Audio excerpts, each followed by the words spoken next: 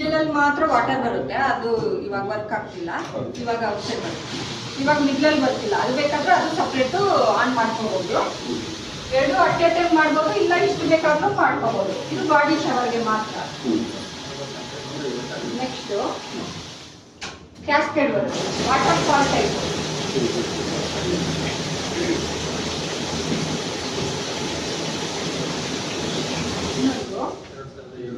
ಇನ್ನೊಂದು ಮಿಸ್ಟ್ ಅಂತ ಬರುತ್ತೆ.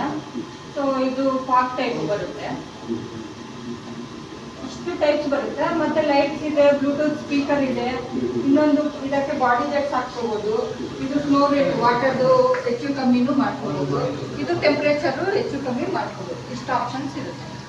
ಇದೂ ಅದನ್ನು ಸೇಮ್, ಬಟ್ ಅದರಲ್ಲಿ ಬ್ಲೂಟೂತ್ ಸ್ಪೀಕರ್ ಇಲ್ಲ, ಇದರಲ್ಲಿ ಸ್ಪೀಕರ್ ಇದೆ ಅಷ್ಟೇ. ಟೆಕ್ನಾಲಜಿ ಬ್ಲೂಟೂತ್ ಏನಾಗಲ್ಲ.